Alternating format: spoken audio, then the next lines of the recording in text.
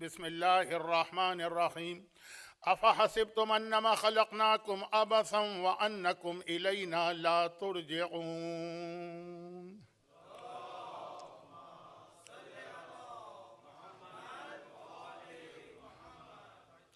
चूँकि आज की इस मजलिस के बाद एक तवील अरसे तक मुझे अल असर के इस मिंबर की खिदमत का मौका भी नहीं मिलेगा और अल असर की इस खिदमत से महरूमी का नतीजा ये है कि मेलबर्न में और कहीं तो ना मैं पढ़ता हूँ ना कोई मुझसे पढ़वाता है। खैर, तो सफ़र हज की तैयारी है और सफ़र हज के अख्तिताम पे अय्याम अज़ा हैं। कोविड ख़त्म हो चुका है तो अय्याम अज़ा में मैं 2 महीने 8 दिन मेलबर्न में आपको नज़र ही नहीं आऊँगा। तो ये आज के मजलिस में बहुत सारी अलग अलग बातें जमा हो गई। शायद मेरे लिए मसला हो जाए कि इनको आपस में कनेक्ट कैसे किया जाए, लेकिन अगर मैं इनको आपस में कनेक्ट न कर पाऊँ तो बस मेरी इस मजबूरी का ख्याल कीजिएगा। सबसे पहले तो ये बात मैं सिर्फ याद दिला दूँ,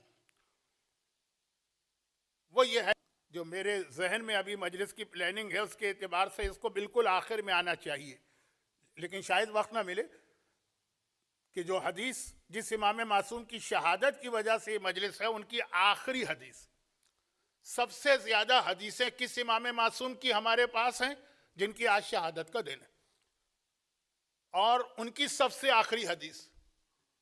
जैसे सिर्फ बात को समझाने के लिए कहूँ कि अगर कोई कहे कि अल्लाह के रसूल ने सारी ज़िंदगी तबलीग रिसालत की तो आखिरी हदीस पैगंबर की क्या थी? मसलन मन कुन तो मौला, ये आखिरी हदीस। तो इस इमाम मासूम की जिसने सारी ज़िंदगी रिसालत के पैगाम को वाज़े करके एक्सप्लेन करके उसकी तशरीह करके हम तक पहुँचाया इस तरह से कि हमारा दीन जाफरी कहलाने लगा और हमारी फ़िक़्ह जाफरी, उनकी आखिरी हदीस थी ला तनालो शफ़ाअतना मुस्तख़िफ़न बिस्सलात, हमारी शफात हरगिज़ हरगिज़ हरगिज़ उसको नहीं मिलेगी जो नमाज को मामूली या हल्का समझता। हत्ता इसमें वो लोग भी आ गए जो नमाज पढ़ते हैं लेकिन नमाज को बहुत ही मामूली समझकर गैर अहम समझकर अंजाम देते। तो बहरहाल नमाज का लफ्ज़ बहुत बड़ा है, इसमें यकीनन सबसे पहले तो वही 5 नमाजें आती हैं जो रोज़ाना की हैं, लेकिन फिर नमाज आयात भी आ जाती। अच्छा, अब ये तो मैंने वक्त से पहले एक बात छेड़ दी।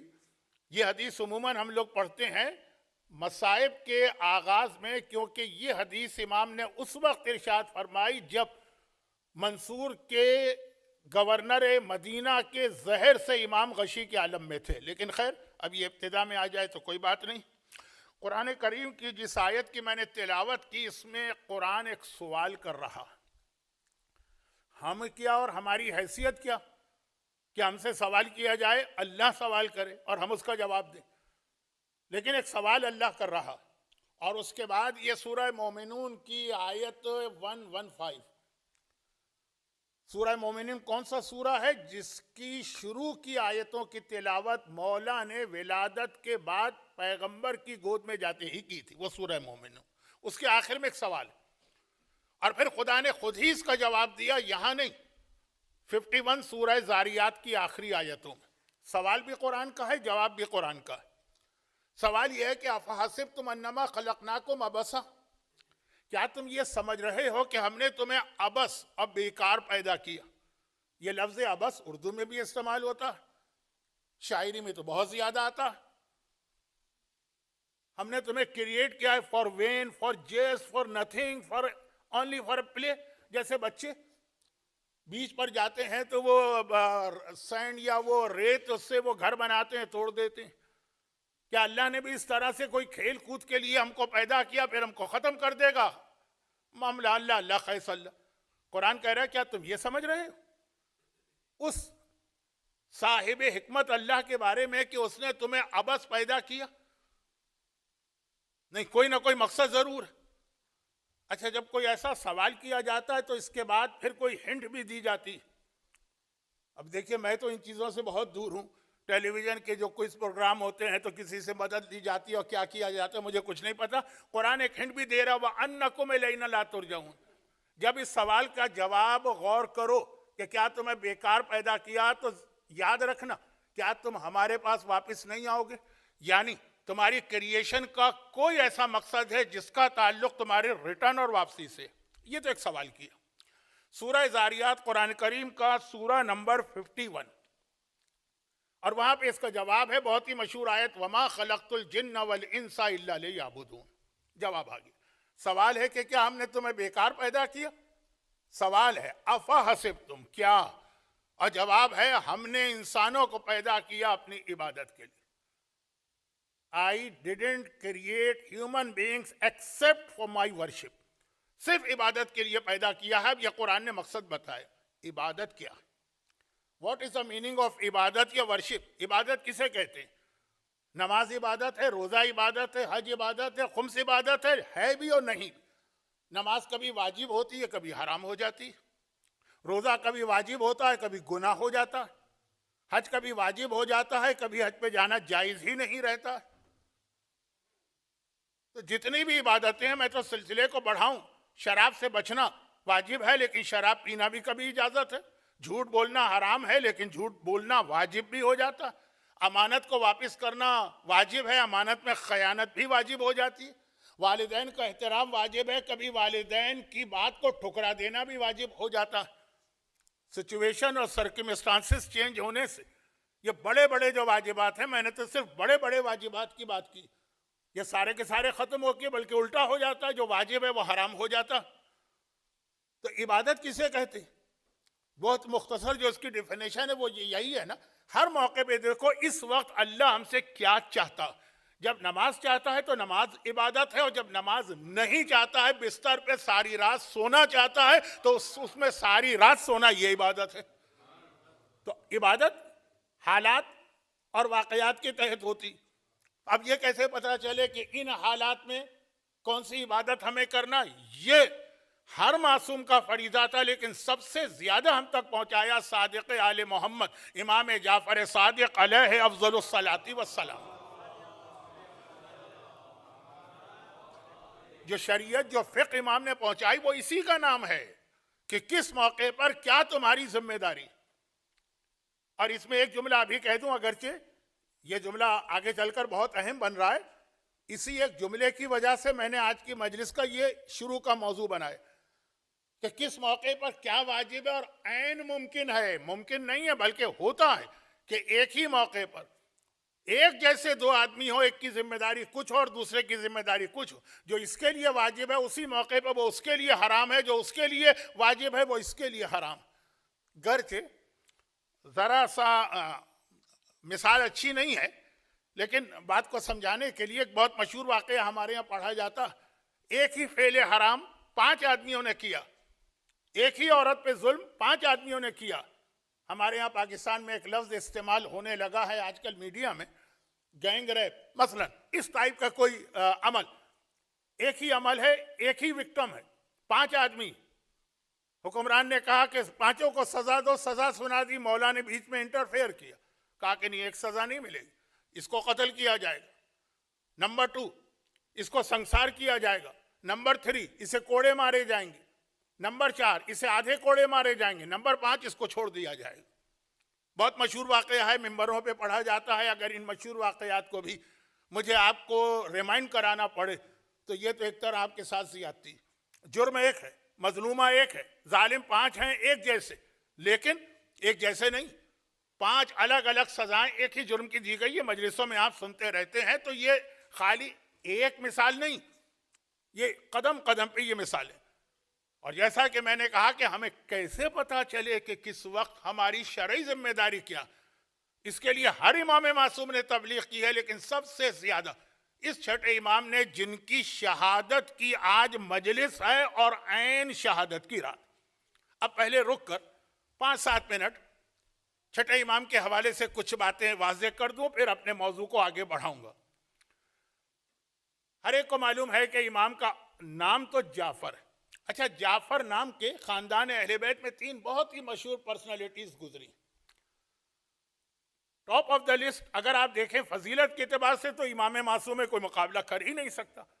लेकिन अगर आप हिस्टोरिकल टाइमलाइन के एतबार से चलें तो जनाब जाफर तैयार, वो पहले शहीद हैं जिनके दोनों बाजू इस्लाम का अलम बचाते हुए शहीद हुए। अल्लाह ने उनको 2 पर अता किए जिससे वो जन्नत में उड़ रहे हैं, और इसी को अरबी में तैयार कहते हैं।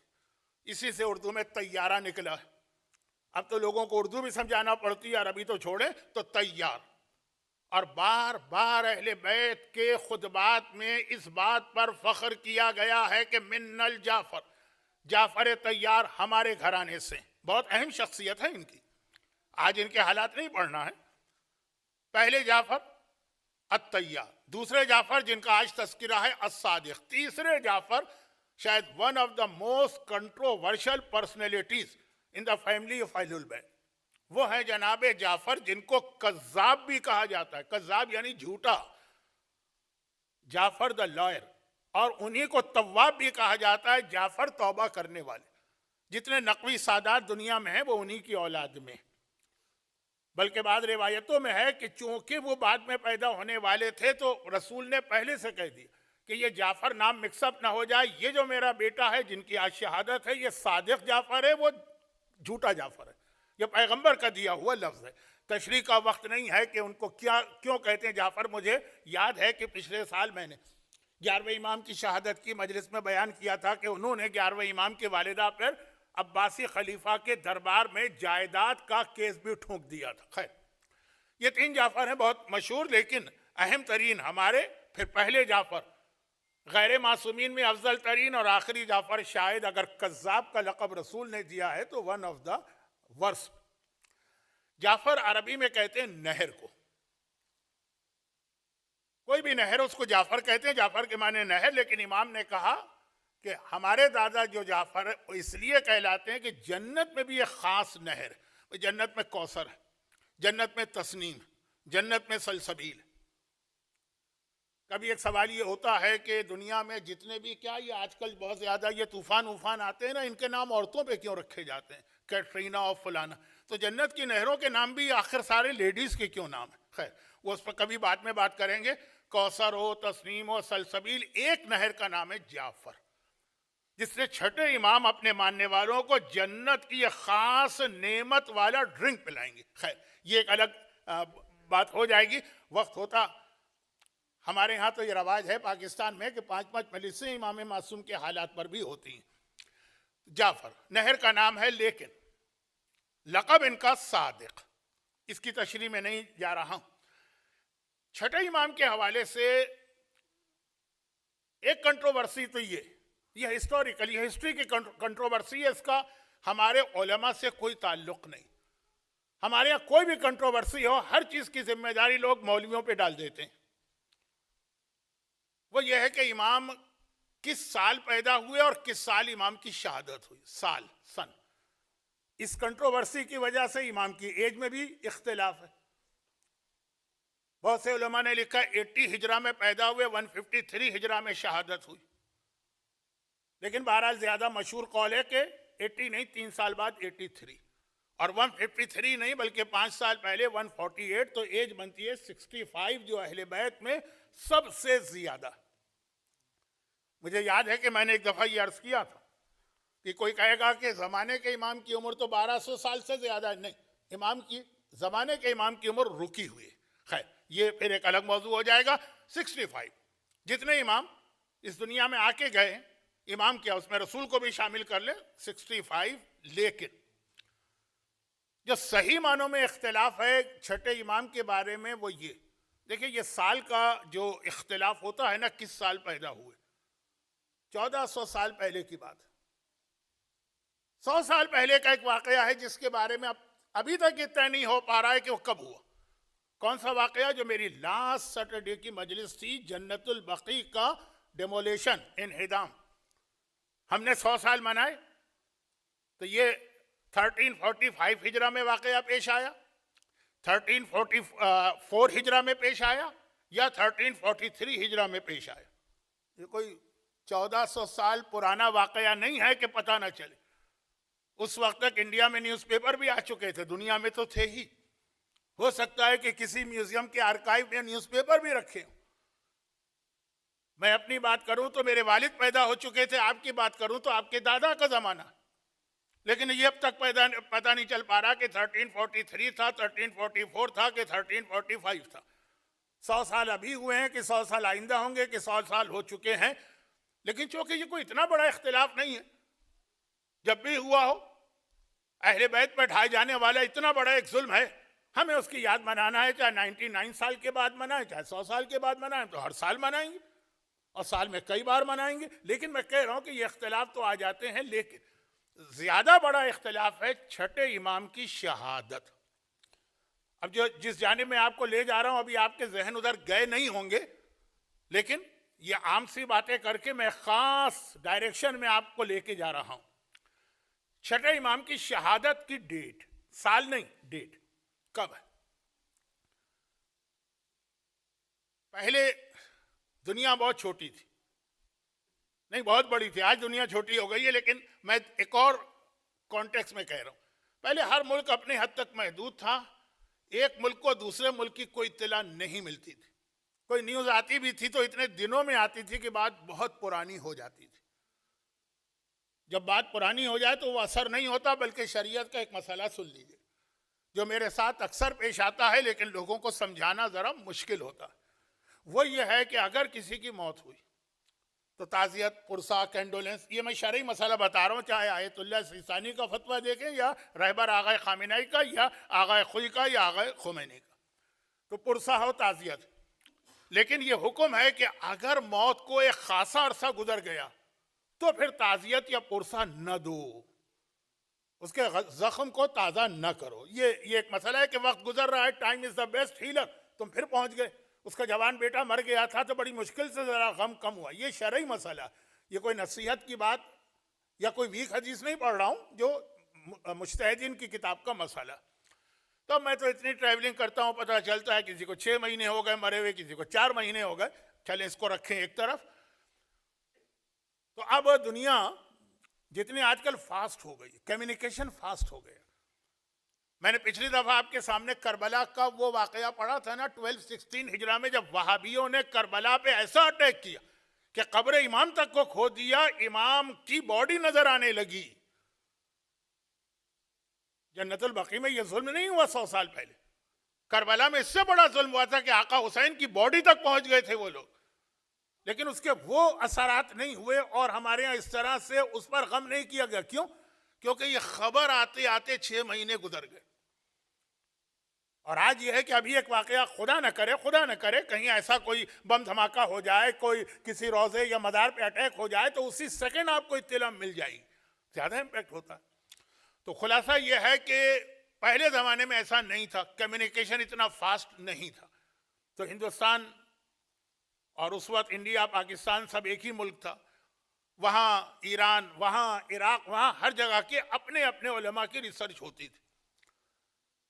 अब दुनिया फास्ट भी बहुत हो गई है और इनकलाब इस्लामी के बाद ईरान से इतना ज्यादा हमारा आना जाना हो गया है कि बहुत सी चीजें हमारे यहाँ मिक्सअप हो गई। तब आप देखेंगे विलादत की कई तारीखें ऐसी जो हमारे यहाँ नहीं थी, कुछ और थी, अब ईरान में मनाई जाती हैं तो हमारे यहाँ भी आ गई। शहादत की बहुत सी तारीखें, सबसे अहम तो खुद 8वें इमाम की शहादत की तारीख है कि वहाँ मशहद में इमाम के रोज़े पे 29 सफ़र है, तो हमारे यहाँ भी वो तारीख आ गई है, जबकि हमारे यहाँ नहीं थी। और कराची की हद तक तो अभी हमारा पुराना सिस्टम चल रहा है। इस्लामिक कैलेंडर या जंतरी का मजाक उड़ाना भी आजकल लोगों ने समझ लिया है, पढ़े लिखे होने की एक निशानी। जंतरी में अगर आधी चीज़ें गलत है तो आधी सही भी है। तो अब पाकिस्तान में अभी पुरानी तारीखें चल रही है। हिंदुस्तान के भी साउथ इंडिया, हैदराबाद के अंदर कुछ काफ़ी गड़बड़ घोटाला हो गया है। मैं ज़्यादा ना जानता हूँ ना कहना चाहता हूँ। हैदराबादी लोग बड़े होते, बहुत सेंसिटिव होते हैं, ज़रा सी बात पे बुरा मान जाते हैं। अच्छा, मुझे कौन सा वहाँ जाना है कि मैं इसका ख्याल करूँ, लेकिन थोड़े से उनके जज्बात। तो अब वापस आइए, छठे इमाम की शहादत की कौन सी तारीख है ये तय नहीं। 15 शव्वाल इंडिया और पाकिस्तान के उलमा की रिसर्च के मुताबिक थी। ये आज कौन सी रात है? ये 15 शव्वाल, और यही ज्यादा मोतबर तारीख। गरचे इस तारीख के साथ एक और भी खुसूसियत, लेकिन वो जो दूसरी खुसूसियत है उसकी तारीखों में भी इख्तलाफ है। दूसरी खुसूसियत यह है कि ये जंग ओहद की रात है, कल 15 शव्वाल, यानी कल से मतलब टुमारो, नॉट यस्टरडे, कल जंग ओहद का दिन है। लेकिन जैसा कि मैंने कहा उसमें भी बाज़ उलमा ने 13 शव्वाल लिखा, लेकिन मशहूर 15। अब जंग ओहद के हवाले से दो चीजें, एक वो है जिस पे हमको ईद मनाना है, एक वो है जिस पर हमें गम करना। लेकिन गम वाला पहलू चूंकि ज्यादा अहमियत दी रसूल, ईद क्यों मनाना है? कल का दिन कौन सा दिन? कल का दिन वो दिन है जब आसमान से जुल्फ़िकार नाजिल हुई हैदर कर्रार के लिए। जुल्फ़िकार का नाजिल होना अल्लाह का वो खास तोहफा अली के लिए, जिसका कोई जवाब आज तक न दे सके मुसलमान के। सूरह हदीद में जो आया वांजल ना, हमने आसमान से एक लोहे को नाजिल किया, तो वो कौन सा लोहा है जो आसमान से उतरा? ये कल का दिन है। लेकिन कल ही के दिन जनाब हमजा की भी शहादत हुई, और एक ऐसी शहादत हुई कि जनाब खदीजा की वफात पर, हजरत अबू तालिब की वफात पर रसूल खुदा ने 1 साल गम किया, लेकिन उम्मत से नहीं कहा है कि तुम भी अपने घरों में सफ़-ए-अज़ा बिछाओ। मोहब्बत करने वाले तो रसूल को देख के बिछाई होगी सफ़-ए-अज़ा। जनाब हमजा की शहादत वो शहादत थी कि रसूल ने आसमान को देख कर कहा, जब मदीने जाइएगा तो आज भी आपको वो ज़ियारत करवाई जाएगी कि पैगंबर ओहद से वापसी में यहाँ पर पहुँचे, देखा कि मदीने के हर घर से अपने अपने मरने वालों के रोने मातम की आवाज़ आ रही है। आसमान को देख कर कहा, अम्मा अम्मी हमजा फला बोवाकिला, हाय मेरा चचा, कोई उसका मातम करने वाला नहीं। तो चूंकि पैगंबर ने कल जुल्फ़िकार भी कल ही नाजिल होते देखी और हमजा का मातम भी करवाया, इसलिए हमने कहा कि हम उसको उस तरह सेलिब्रेट नहीं करते हैं जिस तरह सूरह दहर के नाजिल होने को सेलिब्रेट करते हैं। लेकिन गम की तारीख तो हो गई 15। और छठे इमाम की शहादत की एक्चुअल डेट 3 तारीखें हैं। कराची के कुछ लोगों को शायद याद हो, महफिल शाह खुरासान में 15 रजब को छठे इमाम की शहादत की मजलिस होती थी, उनके कैलेंडर में थी, क्योंकि ये भी एक रिवायत। दूसरी रिवायत यह है कि इमाम शव्वाल में शहीद हुए, डेट किसी को नहीं पता। ये लिखा है मोहम्मद इब्ने याकूब कुलैनी ने उसूल काफ़ी में कि शव्वाल में, डेट क्या है नहीं मालूम। अब फिर यह है कि बाज़ उलमा ने कहा, बिहारुल अनवार में अल्लामा मजलिसी ने कि 15 शव्वाल। सिर्फ एक आलिम ने कहा 25 शव्वाल, एक ने। तो इंडिया, ईरान और इराक में उनकी काफ़ी इज्जत थी, ये आज के नहीं, 300 साल पहले के, 400 साल का इन्होंने कहा है, तो कहीं ना कहीं ये तारीख इनको मिली होगी। लेकिन एक्चुअल जो सारी तारीखें हैं उनमें सबसे मोतबर आज की रात, ये शहादत की रात। अच्छा, ये तो मैंने इसलिए कहा कि हो सकता है कुछ लोग ये समझें कि इमाम की शहादत तो आजकल 25 शव्वाल को है। वाकई सही, आजकल 25 शव्वाल है, वरना हमेशा से हमारे यहाँ 15 शव्वाल थी। अच्छा, आप लोगों को ज्यादा इससे फर्क नहीं पड़ता, भाई 15 हो तब भी गम करना है, 25 हो तब भी गम करना है। हम लोगों को मसला होता, हम लोगों से मतलब ये जो उलमा है और हम जैसे वो लोग जिनको कुछ लोग आलिम समझते। आलिम का काम क्या रह गया आजकल? मसले बताना ये आलिम का काम नहीं, ये आप ज्यादा जानते हैं।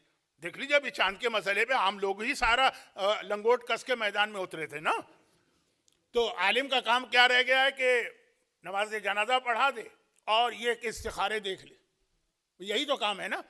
उसमें ये होता है कि आते मौलाना वो हमने बेटी की शादी पाकिस्तान में रखी है, तो एक जनतरी में लिखा है 15 शव्वाल शहादत है, एक में लिखा है 25 शव्वाल शहादत है। हमें हॉल जो है वो 15 को मिल रहा है खाली, 25 को नहीं मिल रहा है, 25 को मिल रहा है, 15 को नहीं मिल रहा है, हम क्या करें? शव्वाल के महीने में पहले हमारे यहाँ शादियां नहीं होती थी, अब होने लगी। ये मसला बहुत पेश आता है, 15 के 25, 25 के 15, शहादत की रात को तो ये शादी नहीं होने जा रही। इसलिए मैंने कहा कि सही डेट आज की है। ये तो हो गया डेट के हवाले से जरा सी आपकी मालूमात, ताकि इसकी जिस डायरेक्शन में मैं आपको ले जा रहा हूँ कि इख्तलाफात तो है ना हमारे पास हिस्ट्री में, ये आज के तो नहीं है ना। इसकी जिम्मेदारी आप रहबर आगा खामेनाई आगा सिस्तानी पे तो नहीं डाल सकते हैं ना, इमाम खुमैनी और आगा खुई पे तो नहीं डाल सकते हैं ना। ये तो 1400 साल पुरानी किताबों में है या 1200 साल पुरानी किताबों में। ये तो हो गई तारीख की बात। अब एक बात और सुन लीजिए, कुछ छठे इमाम के जरा से भी हालात हो जाएं, बहुत मुख्तसर, बाकी हालात नहीं। छठे इमाम को अल्लाह ने 10 औलादें दी, 10, 7 बेटे हैं, 3 बेटियां। अच्छा, 3 बेटियों के नाम औलाद को अच्छा नाम दो। यह सबसे पहली ड्यूटी है बाप की अपनी औलाद के हवाले से, पहली ड्यूटी, उसको अच्छा नाम दो। ये नाम सारी जिंदगी उसके साथ लिया जाएगा, सारी जिंदगी ही नहीं, कब्र में भी जब तलकीन पढ़ाई जाएगी, कब्र ही में नहीं, कयामत के मैदान में भी जब बुलाया जाएगा। वो अलग बात है कि बहस होती है माँ के नाम से कि बाप के, लेकिन उसका अपना नाम तो लिया जाएगा ना, माँ का हो कि बाप का हो तो बात की चीज। तो अब नाम अच्छा दो।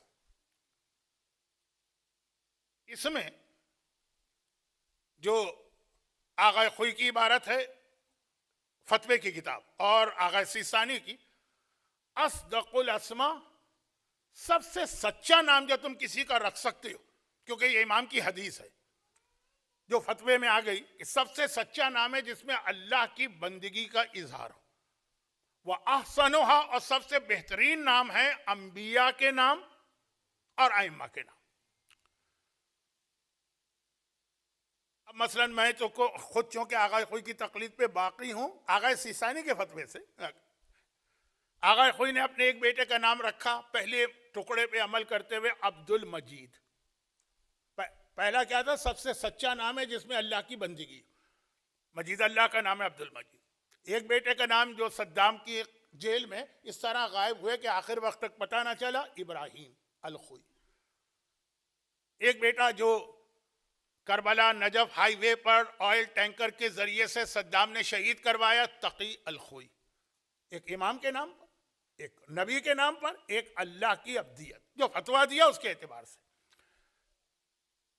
छठे इमाम को अल्लाह ने 10 औलादे दी, जिसमें 7 बेटे हैं, 3 बेटियां। ज्यादा मैं नहीं तफसील में उलझाना चाहता आपको, लेकिन थोड़ी बहुत मालूमात, इसी से फिर वो नुक्ता निकलेगा जिससे मैं अपने असल मौजू पे आऊंगा। जो 3 हैं उनमें से 3 बेटियां पहले देख लीजिए, क्योंकि छठे इमाम की शहादत के मसाइब में इन 3 बेटियों का गिरिया।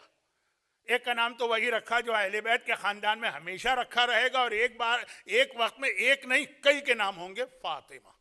पहला नाम अपनी एक बेटी का नाम तो फातिमा रखा, जो खानदान की यानी जद्दा माजिदा, दादी परदादी जो भी गई। दूसरा बेटी का नाम रखा अपनी माँ के नाम पर। छठे इमाम की माँ का नाम था उम्मे फरवा, वो करबला वाली नहीं, उम्मे फरवा। चुनाचे दूसरी बेटी का नाम है उम्मे फरवा। और तीसरा बेटी का नाम रखा अपनी नानी के नाम पर, दादी, माँ, नानी। छठे इमाम की नानी यानी उम्मे फरवा की माँ का नाम है अस्मा। अच्छा, ये अस्मा जो है वो जाफर तैयार की भी बेवा है, जो मजलिस जहां से शुरू हुई थी।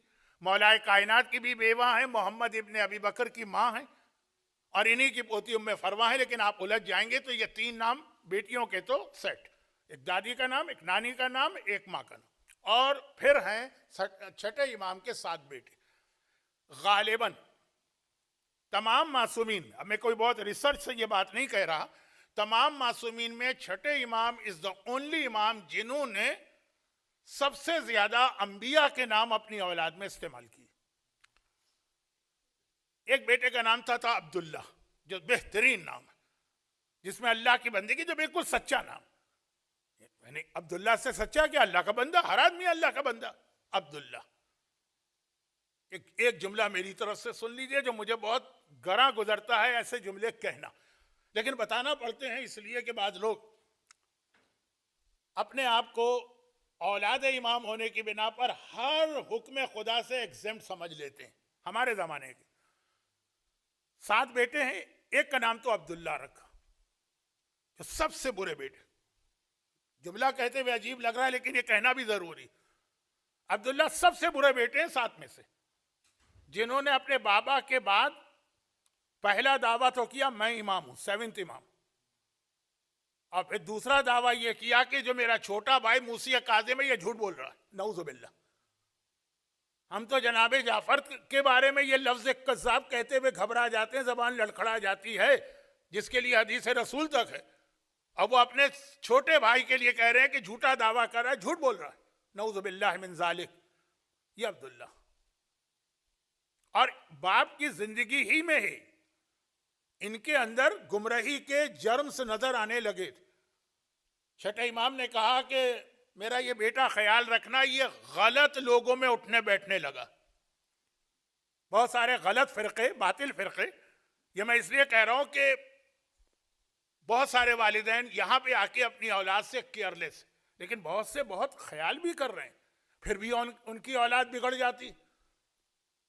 तो ये खुद इमाम के घर की कहानी मैं सुना रहा हूं कि इमाम के अपने घर में ये हुआ कि बाप की मौजूदगी में, बाप के बाद नहीं, बाप की मौजूदगी में बेटा बाप के पास कम उठता बैठता है, जो गुमराह फिरके, जैसे एक जमाने में पाकिस्तान में कम्युनिस्ट लोग होते थे, बेदीन लोग होते थे, लिबरल लोग होते थे, उस टाइप का। इससे होशियार रहना, ये आजकल हशविया फिरके में उठने बैठने लगा, उसके असरात इसमें आएंगे।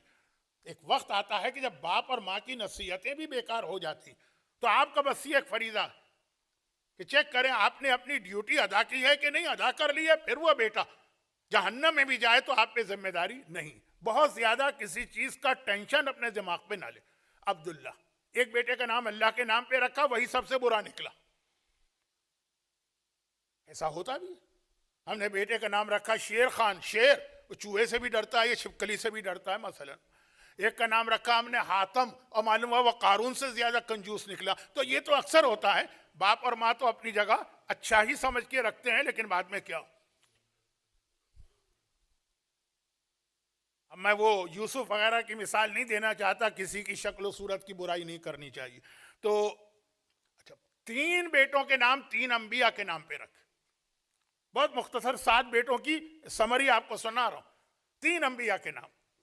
इस्माइल सबसे बड़े बेटे, जिनसे इस्माइली फिरका चला और बोरी फिरका चला, लेकिन वो तो अपने बाप की जिंदगी में इंतकाल कर गए। बहरहाल नाम इस्माइल नबी का नाम, और नबी का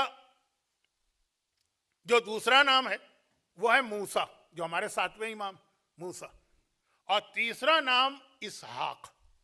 3 नाम छठे इमाम की औलाद में 3 अंबिया के नाम पर। अब उसमें याद रखिए इस्माइल और इसहाक भाई थे, इब्राहिम के 2 बेटे थे। अब वो फैमिली ट्री में बना के आपको और चकराना नहीं चाहता। 2 बेटे थे, इस्माइल हिजाज में थे, औलाद इस्माइल में पूरा खानदान अहले बैत है। इसहाक फलस्तीन में थे, पूरी बनी इसराइल उनकी औलाद में। ये 2 नाम, और तीसरा मूसा। और इसहाक बहुत, ये तो नहीं कहूंगा बहुत अहम औलाद है, इमाम की हर औलाद अहम है। इसहाक के हवाले से एक छोटी सी बात अर्ज कर दूं, अजीब सी, अजीब तो नहीं। इसहाक से ज्यादा अहमियत इमाम के बेटे, उनकी बीवी को है, यानी छठे इमाम की बहू। अब ये इमाम के हालात में कभी बेटे कभी बहुएं, छठे इमाम की ये बहू। कौन बहू? इसहाक की बीवी। ये वाकन एक अजीब शख्सियत। गालिबन ये वाहिद औरत आपको मिलेंगी। मर्दों में तो कुछ ऐसे वाकयात मिलते हैं, औरतों में नहीं मिलते, लेकिन मर्दों में भी ऐसा नहीं मिलते। ये इतनी नेक और परहेजगार थी कि अपनी जिंदगी में अपनी कब्र अपने हाथ से खोदी थी। मर्द बहुत सा सुना है कि कब्रें तैयार कराते, तैयार कराना नहीं है, तैयार किसी से खुदवा दी, खुद खोदी थी। और रोजाना रात के वक्त उसमें बैठकर कुरान का एक पारा, पारे तो खैर बाद में शायद बने हैं, कुरान का एक हिस्सा उसमें तिलावत करती थी, और अपनी नमाज शब उसी कब्र में पढ़ती थी जो खुद अपने हाथ से कब्र खोदी थी। और मिस्र में 2 ही जियारतें हैं खानदान अहले बैत की। एक शहजादी ज़ैनब की, जिसके बारे में हमको मालूम है कि वो तो असल वहां नहीं, वो कोई और ज़ैनब है। और एक है सैयदा नफीसा, वो थी जनाब इसहाक की बीवी, यानी छठे इमाम की बहू। और क्या शख्सियत है छठे इमाम की इस बहू की, सैयदा। अच्छा, ये थी भी खानदान अहले बैत की, इमाम हसन की औलाद में सैयदा नफीसा। कभी मिस्र जाने का मौका मिले तो इस कब्र की जरूर जियारत कीजिएगा, चाहे जनाब ज़ैनब की कब्र की जियारत आप ना कर पाए, क्योंकि वो वाली ज़ैनब नहीं। मिस्र के लोग कहते हैं, लेकिन हम और आप तो जानते हैं कि हम सीरिया जाएंगे। सैयदा नफीसा ये मिस्र कैसे पहुंच गई? ये मदीने में थी, एक बार गई थी फलस्तीन अंबिया की जियारतें करने, जनाब इब्राहिम वगैरह की। वापसी का रास्ता जो था शिप के जरिए से काहिरा उतरी, चंद दिन वहां कयाम के, एक मोजिजा हो गया। और ये इनके मोजिजे से फिर एक मोजिजात का सिलसिला चला। छठे इमाम की बहू की बात कर रहा हूं। वो ये कि घर में जाके रुकी, वो और बराबर में किसी यहूदी का घर था, उसकी बेटी जो थी बहुत छोटी, पैरालाइज थी और अंधी थी। तो उसको किसी काम से उस यहूदन को बाजार में शॉपिंग के लिए जाना था। वो इस बच्ची को इनके मुसल्ले के करीब लिटा गई। ये वुजू कर रही थी, वुजू का पानी उस बच्चे पे गिरा, ये नमाज पढ़ने लगी। ये वुजू का पानी जो इनके जिस्म से गिरा, वो बच्ची की आंखों की बीनाई भी आ गई। वो खड़ी हो गई और खड़ी होकर दौड़ती हुई अपने माँ के घर में गई। माँ ने देखा, हैरान हो गई। अब पता चला कि सैयदा नफीसा के वुजू के गिरे हुए पानी की ये बरकत। और उसके बाद तो जो इनकी शोहरत हुई वहां काहिरा में कि मुसलमान 4000 से ज्यादा यहूदियों ने शियत कबूल की उसी वक्त और रोक लिया कि हम आपको नहीं जाने देंगे। और फिर इल्म के एतबार से इतनी बुलंद है औरत औरत औरत। अहले सुन्नत के एक बहुत ही मशहूर इमाम है इमाम शाफई, जिनका एक शेर तो तयशुदा है कि अहले बैत तुम्हारी फजीलत के लिए यह काफी है कि जब तक तुम पे दुरूद ना भेजा जाए नमाज नहीं होती, तो तयशुदा। और एक दूसरा शेर भी है जिस पर बरादरान अहले सुन्नत इख्तिलाफ करते हैं कि मेरी समझ में नहीं आता अली रब्बहु अम रब्बहुल्लाह, मेरा रब अली है कि मेरा रब अल्लाह। ये इमाम शाफई, वो इनके शागिर्द थे। सैयदा नफीसा के पास आकर इमाम शाफई ने इल्म हासिल किया, अपनी कौम के इमाम बने। ये मैं इसलिए कह रहा हूं कि बाज़ दुश्मना ने अहले बैत ने इनकार किया कि अबू हनीफा ने छठे इमाम की शागिर्दी इख्तियार नहीं की। छठे इमाम तो बहुत बुलंद हैं, ये उनकी बहू की बात हो रही। इमाम शाफई तो इनके फुल फ्लेश शागिर्द थे। और इमाम अहमद इब्ने हम्बल जो दूसरे इमाम हैं, उन्होंने भी कुछ अरसे इनसे इल्म हासिल किया। हत्ता इमाम शाफई के बारे में आप सैयदा नफीसा जाके विकिपीडिया में आज टाइप कर लीजिएगा। यहां तक है विकिपीडिया की बात कर रहा हूं, अपनी किसी किताब की नहीं, कि इमाम शाफई ने वसीयत की थी जब मैं मर जाऊं तो मेरी नमाज जनाजा ये पढ़ेंगी। पढ़ाएंगी नहीं, ये पढ़ेंगी, बाकी लोग बाद में पढ़ें। सैयदा नफीसा ने उनकी नमाज, इमाम अहले सुन्नत के एक मकतब के इमाम, ये इतनी अजीम खातून। चुनांचे जब इनका इंतकाल हुआ तो इनके शौहर छठे इमाम के बेटे मैयत को ले जा रहे मदीना। जो अभी आप बरादर मोहतरम जैन साहब से बकी के मसाइब सुन रहे थे कि वहां जहां हमारा पूरा खानदान है वहां दफन करूंगा, मिस्र वाले कदमों से लिपट गए कि हम नहीं जाने देंगे, मैयत यहां दफन होगी। उन्होंने कहा लेके जाऊंगा। शौहर को इख्तियार है। एक लम्हे के लिए आंख लगी छठे इमाम के बेटे की, देखा रसूल खुदा खड़े और कह रहे हैं कि बेटा इस मैयत को यहीं दफन करो, इसे बकी लेके ना। तो वो बहुत बड़ा मज़ार, ये इनकी बहू, किनकी? छठे इमाम की। खानदान अहले बैत की खवातीन बाज़ ऐसी हैं कि दिल चाहता है बोलते चले जाओ, लेकिन ये घड़ी भी तो एक मसला है। तो खुलासा ये है कि ये हैं छठे इमाम के वो बेटे जिनका नाम एक नबी के नाम पे था, इसहाक, दूसरे इस्माइल, तीसरे मूसा। 3 ये हुए, एक अब्दुल्ला, 4 हो गए। कुल बेटे तो 7 है ना। अभी तक इसके अंदर कहीं इमाम के बेटों में मासूमीन के नाम तो नहीं आए, तो बाकी इसके बाद 2 बेटों के नाम मासूमीन के नाम पे रखे। एक का नाम मोहम्मद, एक का नाम अली। ये अली बहुत अजीम है। गालिबन छठे इमाम के, गालिबन नहीं यकीनन छठे इमाम के बेटों में 7वें इमाम के बाद सबसे अफजल। ये तो 6 हो गए, 7वां कौन सा नाम बचा? जब इतने सारे नाम रख लिए गए तो अब्बास तो खुद ही जबान पे आ जाता है। 7वें बेटे का नाम अब्बास रखा। ये 7 बेटे, एक अल्लाह के नाम पर, 3 अंबिया के नाम पर, एक रसूल के नाम पर, एक मौला के नाम पर, एक अब्बास के नाम पर। ये छठे इमाम के बेटों के नाम देखिए और इससे जरा पैगाम लीजिए कि किस तरह से छठे इमाम इन नामों की अहमियत बता रहे हैं। लेकिन अब जो मैंने कहा इनमें सबसे अहम 7वें इमाम तो खैर इमाम हैं, वहां तो बात करने का कोई फायदा नहीं। दूसरे हैं अली। ये अली जो थे, मैं छठे इमाम के हालात पढ़ रहा हूं कि अली के नहीं, छठे इमाम के इस बेटे के हालात एक खास वजह से। ये अली जो है ना, ये बाकी 6 बेटों में सबसे अफजल हैं और इन्होंने अपने भाई से यानी 7वें इमाम से बहुत सारे फिक़ही मसाइल पूछे। मुझे याद है 2 साल पहले मैंने इनके को 15-20 सवालात एक मजलिस में पढ़े थे। आज सिर्फ एक सवाल। ये शेख सदूक ने किताब फ़क़ी में ये इबारत लिखी है। हमारी हदीस की 4 अहम तरीन किताबें हैं ना, 4 अहम तरीन, उनमें दूसरी। ये अजीब बात है कि हमारी कौम को मिंबर की वजह से अहले सुन्नत की हदीस की अहम किताबें पता है, अपनी ले दे के सिर्फ एक काफ़ी का नाम मालूम है, उसूल काफ़ी बस। अहले सुन्नत की पता है, बुखारी मुस्लिम तिरमिजी तक तो लोग जानते हैं। मुस्नद अबू दाऊद चौथी है और इब्ने माजा पांचवी है। मैंने क्यों दो नाम लिए? ये बस ये अनकरीब आपके पास एक मसाला आने वाला है या आ चुका होगा। व्हाट्सएप वगैरह तो बहुत फास्ट है ना। जो ऑस्ट्रेलियन इमाम काउंसिल ने हाल ही में फतवा दिया कि ऑस्ट्रेलिया की सारी मुर्गियां इसलिए गलत हैं कि स्टनिंग के प्रोसेस से उनको ज़बा किया जाता है और स्टनिंग का प्रोसेस गलत। तो उसमें जो उन्होंने हदीस कोट की है वो अहले सुन्नत की चौथी और पांचवी अहम किताब मुस्नद अबू दाऊद, मुस्नद इब्ने माजा।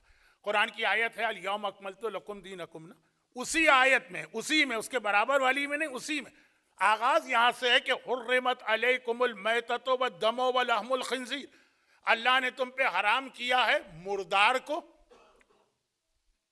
और अल्लाह मुर्दार यानी जो गैर इस्लामी तरीके से ज़बिया, और अल्लाह ने हराम किया है खून को, और अल्लाह ने हराम किया है खिंजीर के गोश्त को। फिर उसी आयत में अल यौम अकमलतु लकुम दीनकुम। तो मुस्नद अहमद इब्ने दाऊद, मुस्नद अबू दाऊद और इब्ने माजा, ये अहले सुन्नत की चौथी पांचवी किताब। उसकी हदीस है, पैगंबर ने कहा अल्लाह ने मुर्दार हराम किया है, दो मुर्दार हलाल है, और अल्लाह ने खून हराम किया है मगर दो खून हलाल है। जो दो मुर्दार हलाल है, नंबर एक मछली, नंबर दो टिड्डी। इसको छुरी लेके ज़बा नहीं करते, मुर्दार से यहां पे मुराद ये। और दो खून जो अल्लाह ने हलाल किए हैं, नंबर एक है लीवर, कलेजी, नंबर दो है स्प्लीन यानी तिल्ली। ये उनकी हदीस है, हमारे यहाँ तिल्ली हराम है, याद रखिएगा। खैर, तो खुलासा ये कि ये उनकी किताबें। हमारी अहम तरीन किताब एक नहीं है, दो नहीं है, तीन नहीं है, चार। इसमें दूसरी किताब है अल फ़क़ी, जो पूरा नाम मन ला यहज़ुरुहुल फ़क़ी, लेकिन शॉर्ट, और ये शेख सदूक़ी। इसमें सातवें इमाम के छोटे भाई यानी छठे इमाम के बेटे अली इब्ने जाफर, जाफर छठे इमाम, अपने भाई सातवें इमाम से पूछते हैं, हदीस नंबर 9 है चांद के मसले में, कि मौला अगर एक आदमी ने पूरे शहर में अकेले ईद का चांद देखा और किसी और ने नहीं देखा तो क्या किया जाए?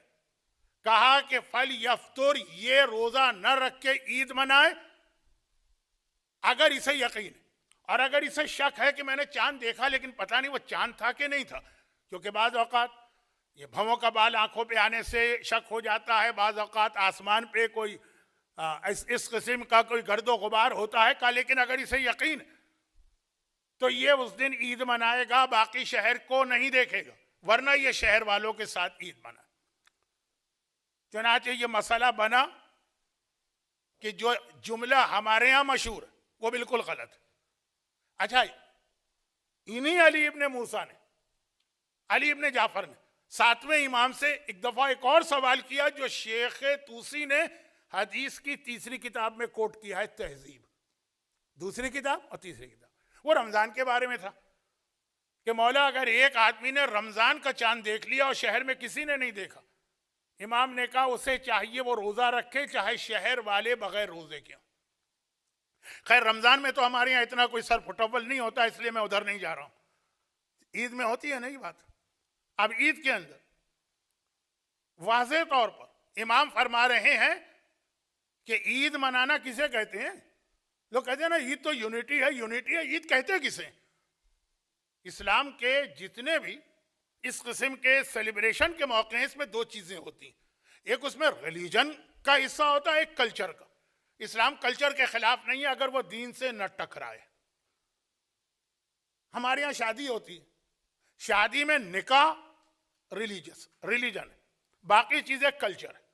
जो रिलीजन होगा वो न्यूजीलैंड से लेके लॉस एंजलिस तक दुनिया में कहीं चले जाइए, सब शियों के यहाँ एक तरह रहेगा, निकाह एक तरीके से पढ़ा जाएगा। बाकी जो कल्चर है वो हर जगह अलग होगा, कहीं दुल्हन सुर्ख कपड़े पहनेगी, कहीं दुल्हन सफेद कपड़े पहनेगी, कहीं साचक होगी, कहीं नहीं होगी, कहीं जहेज दिया जाएगा, कहीं जहेज लिया जाएगा। हिंदुस्तानी कल्चर के अंदर दामाद खरीदे जाते हैं। अरब किसी हद तक, कुछ ईरानी इलाके, कुछ पाकिस्तानी इलाके, उसमें बेटियां बेची जाती। ये जुमले बहुत भोंडे गलत हैं, लेकिन कम वक्त में बात समझाने के लिए, क्योंकि ये कल्चर, इसका इस्लाम से ताल्लुक नहीं। इस्लाम का ताल्लुक महर से, महर हर जगह होगा, कम ज्यादा हो सकता है क्योंकि उसकी भी इजाजत इस्लाम ने दी। तो हर चीज में दो, जितने हमारे सेलिब्रेशन होते हैं इसके दो हिस्से होते हैं। रिलीजियस पहलू जो है वो एक सिरे से दूसरे सिरे तक दुनिया में और एक जमाने से लेकर कयामत तक एक रहेगा। ईद मनाना, ईद किसे कहते हैं? ईद में एक है रिलीजियस पहलू, वो है रोजा रखना हराम। वो जिसके नजदीक ईद है उसके लिए हराम है, वो नहीं रख सकते। बाकी जितनी चीजें, हत्ता इवन नमाज ईद भी गैबत इमाम जमाना में वाजिब नहीं है ना, मुस्तहब है। अब बाज महाराजे तो ये कह चुके हैं कि गैबत में नमाज ईद जमात से पढ़ना भी सही नहीं, फुरादा पढ़ेंगे घर में। इमाम खुमैनी की एहतियात वाजिब यही थी। लेकिन खैर, तो अब ईद मनाना जो उसका रिलीजियस पहलू है वो एक रहेगा। जिसने चांद देख लिया या जिसके नजदीक चांद साबित हो गया उसको उस दिन रोजा हराम। बाकी ईद मनाना किसे कहते हैं? शीर खुरमा खाना या नए कपड़े पहनना या गले मिलना, वो आप अगले दिन करें, उसके अगले दिन करें। ईद तो यूनिटी है। ये जुमला कहां से आया? ईद यूनिटी है, ये जुमला आप कहां से लेके आए? ये इस्लाम का जुमला है कि आपका अपना कयास और अंदाजा? छठे इमाम ने जब अबू हनीफा को देखा तो डांट के बिठा लिया। अबू हनीफा छठे इमाम के शागिर्द थे। कुछ मुतअस्सिब अहले सुन्नत ने इनकार किया, जैसे इब्ने तैमिया जिसके ऊपर पूरी वहाबियत की बुनियाद है, इब्ने तैमिया के नजरियात, उसने इनकार किया। तो उतने ही मुतअस्सिब एक इंडियन हिस्टोरियन शिबली नेमानी ने लिखा कि ये इब्ने तैमिया की गुस्ताखी। कहा छठा इमाम, कहा अबू हनीफा, कोई मैच ही नहीं। वो अबू हनीफा शागिर्द के अलावा भी इमाम के बाद बहुत आते जाते थे और अक्सर इमाम पर एतराज करते थे कि आपने एक काम गलत किया, और इमाम कभी एतराज करते थे तुमने ये फतवा गलत दिया, जब तुम्हें मालूम नहीं है तो फतवा क्यों दे रहे? मसलन पिछले लास्ट सैटरडे की जो मजलिस थी मेरी, कितना थोड़ा सा टाइम, लास्ट सैटरडे की मजलिस जो थी ना, वो वहाबियत और जन्नतुल बकी के जुल्म के हवाले से थी। वहाबियत की बुनियाद क्या है? उनको हर चीज में शिरक नजर आती है। उन्होंने एक ऐसी ऐनक लगाई हुई है ना कि जिसके शीशे शिरक है, हर चीज में शिरक नजर आता। मगर ये सिलसिला भी कहां से चला तो खैर उस खलीफा के जमाने से जिसने वो दरख्त कटवा दिया जिसके नीचे रसूल ने सुलह हुदैबिया में बैत ली कि लोग आके यहाँ शिरक करते हैं, वो छोड़े। उसके बाद अबू हनीफा छठे इमाम के साथ बैठ के एक दिन उनके घर जाके खाना खाया। जरा वाकया तवज्जो से सुनिएगा, है बहुत छोटा सा। दोनों ने खाना खाया, यानी छठे इमाम के दस्तरखान पर सभी आते हैं, वो भी आए, खाना खाया। खाना खाने के बाद खत्म हो गया खाना, हाथ धो लिए। इमाम ने कहा अल्हम्दुलिल्लाह रब्बिल आलमीन, अल्लाहुम्मा इन्ना हाज़ा मन्नुका व मन्नु रसूलिक। ऐ खुदा, ये तेरा एहसान है जो तूने हमें नेमत दी है, तूने और तेरे रसूल ने। अबू हनीफा ने फौरन टोका, कहा फर्जंद रसूल, ये तो आपने शिर्क कर दिया। देने वाला सिर्फ अल्लाह है, आपने उसके साथ किसी और को क्यों मिला दिया, चाहे वो रसूल ही क्यों ना हो। यही आज वहाबियत कहती है ना। बिल्कुल वही जुमला है जो अबू हनीफा ने छठे इमाम के दस्तरखान पर इमाम का जुमला सुनकर, अल्लाहुम्मा इन्ना हाज़ा मन्नुका व मन्नु रसूलिक, मन्नत एक एहसान एक नेमत, ये तेरी तरफ से और तेरे रसूल की तरफ से। कहा नहीं, जो कुछ है वो अल्लाह की तरफ से होता। कोई गैर खुदा कितना ही बुलंद क्यों ना हो, ना किसी को दे सकता है ना किसी से कुछ ले सकता। इमाम ने कहा क्या तूने कुरान में सूरह तौबा की आयत नंबर 74 नहीं पढ़ी? इमाम ने आयत नंबर नहीं कहा, वो तो मैं बता रहा हूं आपकी आसानी के लिए। क्या तूने कुरान में ये आयत नहीं पढ़ी? वमा नक़मू इल्ला नग़नाहुमुल्लाहु व रसूलुहु मिन फ़ज़लिही। ये काफिर इसलिए तड़पते रहते हैं कि अल्लाह और अल्लाह के रसूल ने इन लोगों को अपने फजल से गनी कर दिया। अग़नाहुमुल्लाहु, अल्लाह ने इनको गनी किया, मुसलमानों को। खाली ये नहीं कहा अल्लाह ने गनी किया, अल्लाह व रसूलहु, और रसूल ने गनी किया है मिन फ़ज़लिही, अपने फजल से। पाकिस्तान में जो सबसे ज्यादा रिश्वत लेता है ना, उसके कोठी पे क्या लिखा होता है? हाज़ा मिन फ़ज़ल रब्बी, ये मेरे रब का फजल है। कुरान ने ये लफ्ज फजल खाली रब के लिए इस्तेमाल नहीं किया, रसूल के लिए भी इस्तेमाल किया।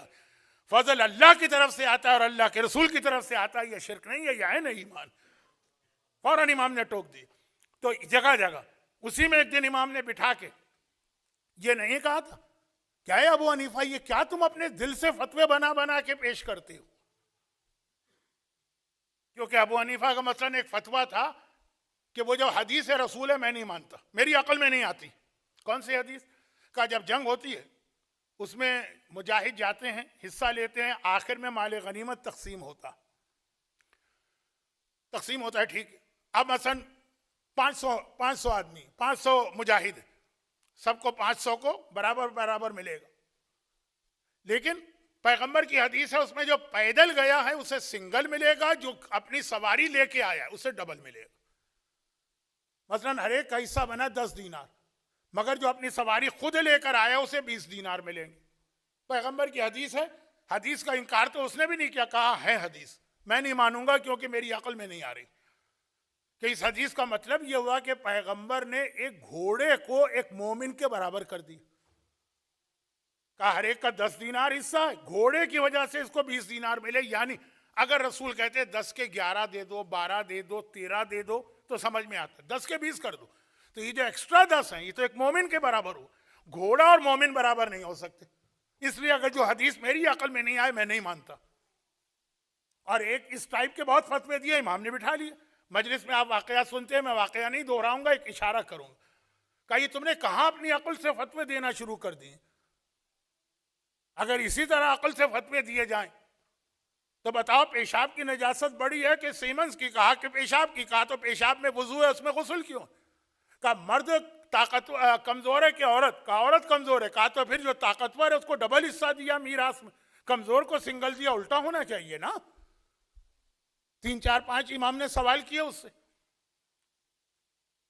जवाब नहीं था। इमाम ने कहा इन्न दीना इज़ा क़ीसत मुहिक़त, जब दीन खुदा में अपने अकली अंदाजे लगाए जाएं तो दीन खुदा तबाह होकर रहता। वह अव्वल मन कासा इबलीस, सबसे पहले जिसने दीन में कयास किया वो इबलीस था। जब उसने कहा मैं आग से, ये मिट्टी से, आग मिट्टी से अफजल है, ये फार्मूला कहां से लेके आ गए? वो जो इमाम वहां पे डांट रहे हैं, एक बार नहीं, अबू हनीफा से कई मुनाजरे हैं। वक्त नहीं है मेरे पास कि मैं आधी बात भी नहीं कह पा रहा हूं, लेकिन ये जो था अपने अंदाजे, ईद इज द यूनिटी, कहां से आया जुमला? किस इमाम की हदीस? हाँ, वो सेलिब्रेशन, वो खुशी, वो सारे मुसलमान एक साथ ईदगाह में जमा हो, ठीक है अपनी जगह, मगर ईद का मतलब है रोजा हराम, वो हर आदमी अपने इंडिविजुअल चलेगा। फिर एक अजीब हदीस मैं पढ़ रहा हूं जो पढ़ने को दिल नहीं मान रहा है कि कहीं ऐसा ना हो कि आप लोगों को गलतफहमी हो जाए। मेरे बारे में भी हो सकती है कि ये तो मानते ही नहीं अहले बैत को, और वो ये गलतफहमी हो जाए कि भाई ये सारा चक्कर मुज्तहिदीन का चलाया हुआ। इमाम मासूम होते तो ऐसा ना होता। मौला की खिलाफत के जमाने में एक साल रमजान में 28वें रोजे के बाद चांद नजर आ गया। मौला ने कहा इसका मतलब यह कि रमजान के शुरू में एक दिन की गलती हुई, कल ईद मना लो, चांद नजर आ गया, इसका क्या करेंगे? इसका इलाज किया, सब देख रहे हैं। कहा एक रोजे की कदा रखो। और उस वक्त ये जुमला कहा कि इमाम जाहिर पे अमल करता है, बातिन पे अमल नहीं करता, हकीकत पर नहीं जाता है। जाहिरी एतबार से किसी ने चांद नहीं देखा शाबान के आखिर में तो बस रमजान एक दिन बाद शुरू होगा, जाहिर है। हकीकत तो इमाम जानते हैं। वो सिर्फ एक शख्सियत थी जिसके लिए हुक्म है कि वो बातिन पे अमल करेगा, वो है खिजर नबी। तो अब और जब जमाने के इमाम आएंगे तब, तो अब यह है कि यह हदीस वसाइल शिया में मौजूद है। शेख खुर्र आमिली की कब्र पर तो रोजाना मशहद मुक़द्दस में उर्दू मजलिस होती है, आप जरूर गए होंगे। अजीम तरीन अखबारी आलिम, मैंने इसलिए कह दिया कि अक्सर लोग कह देते जी तो सारे मुज्तहिदीन के चक्कर है, ये अखबारी आलिम की अहम तरीन किताब में हदीस। तो खैर खुलासा ये कि तसव्वुरी गलत है। अब इसमें सिर्फ एक प्रॉब्लम आता है, छठे इमाम फ़िक़्ह जाफरी, फ़िक़्ह दीन जाफरी, इसलिए कुछ बातें मैंने कह दी। सिर्फ इसमें एक चीज आती है, और वो चीज ये आती है कि मौलाना मसला उस वक्त होता, ये दीनदार लोग कहते हैं। अभी तक तो बात थी आम लोगों से जिनका कोई इतना ताल्लुक ही नहीं है, सबकी बात नहीं कर रहा, लेकिन एक बड़ा ग्रुप जो ईद पे ज़्यादा हंगामा करता है वो करता, जिसने ना रमजान में रोजे रखे होते हैं ना उनका ये मसला है कि ईद का मतलब है रोजा ना रखो। तो हमने इससे पहले कौन सा रोजा रखा है जो आज आप ये कह रहे हैं कि रोजा ना रखो? उनका तो मसला है कि जरा हुल्ला गुल्ला, नए कपड़े, शीर खुरमा, गले मिलना, ये सारी चीजें। रोजा उनका मसला नहीं है, इसलिए उनकी समझ में ये चीज नहीं आती कि ईद का मतलब है रोजा न रखना, हराम। लेकिन अब जो जरा मजहबी लोग हैं कहते हैं मौलाना एक मसला ये है कि बाज औकात एक घर में दो तकलीदें होती, तो प्रॉब्लम ये हो जाता है कि एक मुजतहिद की निगाह में अगर ईद है उसके फतवे में, निगाह क्या चीज है फतवा, और दूसरे के नहीं, तो प्रॉब्लम आ जाता है कि बाप ईद मना रहा है और औलाद रोजा रखे हुए। अच्छा, इसमें किसी ने एक सवाल किया, और एक ने नहीं कई लोगों ने, कि हम आगाए खुई की जैसे मैंने कहा ना, वो मेरी एज ग्रुप के हैं या मुझसे थोड़े छोटे होंगे, मौलाना हम आगाए खुई की तकलीद में है तो आगाए सीसानी के फतवे में तो वाजिब है उन पे बाकी रहना, हम बाकी हमारे बच्चे तो सब पहले ही बाद में, वही आगाए सीसानी की तकलीद में। आगाए खुई के एतबार से सैटरडे की ईद कन्फर्म थी, आगाए सीसानी के एतबार से संडे की ईद थी। तो अब वो बाकी बातों पे बात नहीं कर, वो कह रहे क्या हम इसकी वजह से तकलीद चेंज कर ले ताकि घर एक जैसा हो जाए। तो याद रखिए कि तकलीद अगर सही आपने की तो तकलीद चेंज नहीं हो सकती है, तकलीद सिर्फ 3 सूरतों में चेंज हो सकती है। अब आप इसमें खुद देख लें कौन सा केस आपका है। नंबर 1, जिसकी आप तकलीद कर रहे हैं वो मर जाए, फिर तकलीद चेंज कीजिए, लेकिन अगर नए की तकलीद में गए, उसने कहा वापिस पुराने पे जाओ, तो मसला हल नहीं होगा, तो इसको तो निकाल दीजिए। नंबर 2 यह है कि जिसकी तकलीद आपने की है उसका कैरेक्टर खराब हो जाए। तकलीद की जाए तो एक शर्त है कि जस्ट हो, आदिल हो। जिसके पीछे आप नमाज पढ़ते हैं उसमें भी शर्त है, तकलीद में भी। पता चला कि बहक गया, गुमराह हो गया, सीधे रास्ते से हट गया, आदिल ना रहा, गुनाहगार हो गए, तब तो आप तकलीद चेंज करें। लेकिन क्या इतनी हिम्मत है किसी मजहबी आदमी में कि बैठ के कहे कि आगा सीसानी अब आदिल ना रहे, या आगा खामेनाई आदिल ना रहे, या आगा कोई अब मरने के 10 साल बाद आदिल नहीं रहे? वैसे तो थे, कब्र में जाके अब अदालत खत्म हो गई, तो नॉनसेंस बात। लेकिन बहरहाल ऐसे वाकयात हुए हैं तारीख तशय्यो में कि कोई मरजइयत के लेवल पर पहुंच कर भी फिसला। अगर कभी ऐसा हो शॉर्ट, या वो आदिल ना रहे। अच्छा, बाज लोगों की आदत ये होती है कि तकलीद को पीरी मुरीदी की तरह या सियासी पार्टियों की तरह समझते हैं। पाकिस्तान की बात करूं, जो इमरान खान का हामी है, चाहे वो कितनी ही बड़ी गलती उनकी देखे उनका फेवर करेगा, मुखालिफ का कितना ही अच्छा काम देखे बुराई निकालेगा। जो नवाज शरीफ के हामी है वो उसके हर अमल पर, उसकी और उसकी बेटी के हर अमल के ऊपर कुरान से ज्यादा यकीन करेंगे सामने वाले के हर अमल। कुछ लोग इसको तकलीद समझते हैं, ये नहीं है तकलीद। हम तकलीद एक की करते हैं, एहतराम सबका करते हैं जितने इस्टेब्लिश मर्जे हैं। तो अब आज लोगों का दिल चाहता है जिनकी हम तकलीद कर रहे हैं ना, सब इनकी तकलीद में आ जाए, तो अब दूसरों को भी खींचते हैं। कैसे खींचते हैं? भाई वो फला मर्जे में ये खराबी। मसलन आगा सीसानी पे एतराज होता है कि जी वो देखिए कुछ बोलते ही नहीं, खामोश बैठे, ऐसे मर्जे का क्या फायदा। अब एतराज करेंगे उनके कैरेक्टर पर, देखिए वो तो घर से निकल के जियारत को नहीं जाते हैं, ऐसे मर्जे का क्या फायदा। ये तरीका इख्तियार करते हैं लोग ये समझकर कि आगा खामेनाई या दूसरे मर्जे दो अलग अलग पार्टीज हैं, एक को मान रहे हो तो दूसरे का इनकार जरूरी है। लेकिन ये बहुत, इसके लिए बहुत जिगरा चाहिए इतना बड़ा इल्जाम लगाने के लिए। आखिरी बात, 2 बातें थी ना तकलीद चेंज के। नंबर 1, उसके किरदार में आप कहें कि ये खराब हो गया, सबूत के साथ, ऐसा नहीं। वैसे अगर आप व्हाट्सएप पे भरोसा करने लगे तो दुनिया में किसी का भी किरदार सही नहीं। नऊज़ु बिल्लाह, आज अगर इमाम मासूम होते तो मुआविया का प्रोपेगेंडा इसी व्हाट्सएप के जरिए होता। आज इस तरह मोमिनीन व्हाट्सएप पे इस तरह यकीन करते हैं।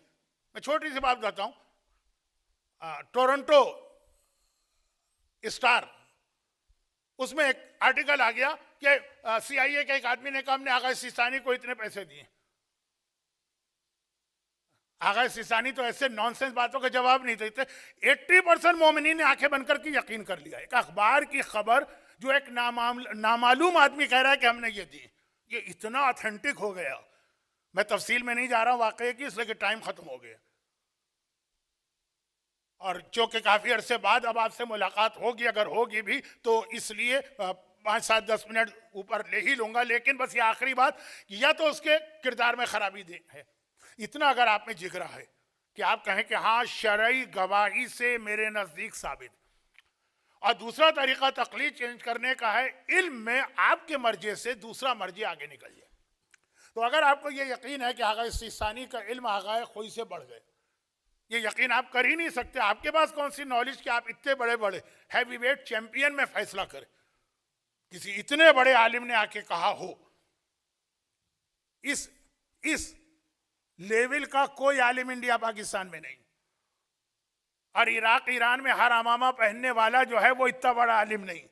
तो पता हो आपको कि कहने वाला खुद तब। तो अगर आपको ये यकीन हो गया कि आगा सिस्तानी का इल्म आगा खुद से ज्यादा है तो तकलीफ चेंज हो सकती है, चांद की वजह से नहीं। और चांद के मसले में कहा कि दो अलग तकलीदें हो तो घर में दो मसले हो जाते हैं, रोजा रखा है रोजा नहीं रखा। अव्वल तो अगर आपने रोजा नहीं रखा ईद के दिन तो क्या जरूरी है कि बच्चों के सामने बैठ के आप उनको दिखा दिखा के तरसा तरसा के खाना खाएं या शीर खुरमा खाएं? पता है उनका रोजा एहतराम करें। एहतराम रोजा तो इस्लाम में एक मसला है, मुसाफिर तक के लिए है कि तुम सफर में हो, रोजा नहीं है, लेकिन मुस्तहब है कि लोगों के सामने कुछ खाओ पियो नहीं। और दूसरी हदीस भी पैगंबर से किसी ने कहा या रसूल अल्लाह मैंने रोजा रखा, मैं गुरों के सामने गया, वो बेहतरीन खाने खा रहे थे। कोई रखा हो वैसे मन्नत का रोजा या कदा रोजा? पैगंबर ने कहा कि लोगों को खाना खाते देखकर जो तुम्हारे दिल में खाने की लालच पैदा हुई और तुमने रोजा ना तोड़ा, इसमें से तुमको इतना बड़ा सवाब मिल रहा है फकत इस सब्र के ऊपर, वो भी एक सवाब है। लेकिन बात ये हो रही है कि हमारे यहाँ क्या ये नहीं होता है कि औरतें हर महीने में चंद दिन रोजा छोड़ती और पूरा घर रोजा रखे हुए? वहां तो कोई फर्क नहीं पड़ता है, सिस्टम चल ही रहा है।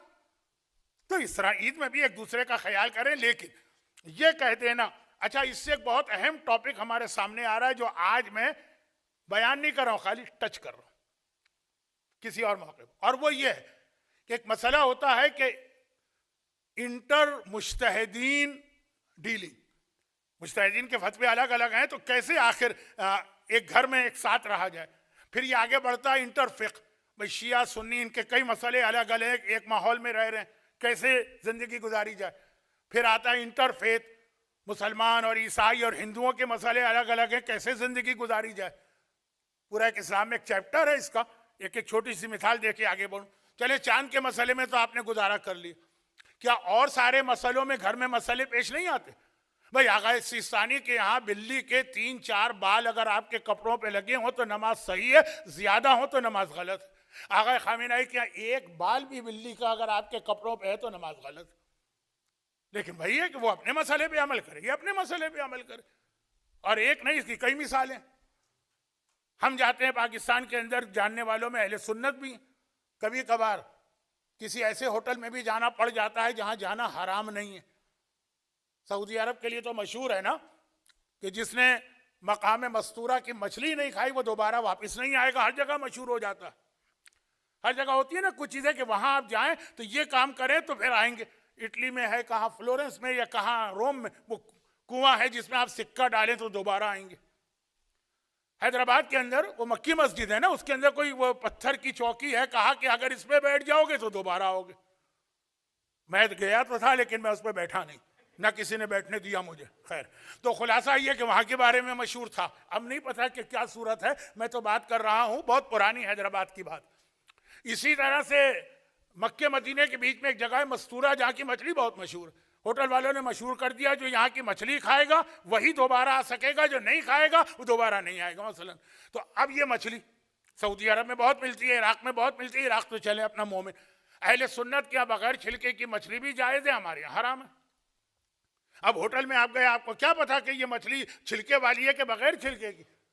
अगर वो होटल किसी गैर शिया का है, पाकिस्तान में 90% 5 स्टार होटल्स, शादी ब्याह में आप गए गैर शिया ने वलीमा रखा है, क्या पता।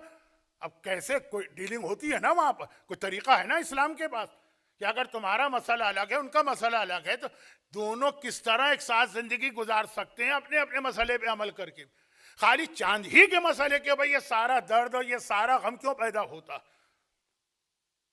वहां तो कुरान का वो उसूल, अगरचे ये आयत गलत जगह में फिट कर रहा हूं, लकुम दीन अकुम वली दीन, तुम अपने रास्ते पे चलो, हम अपने रास्ते।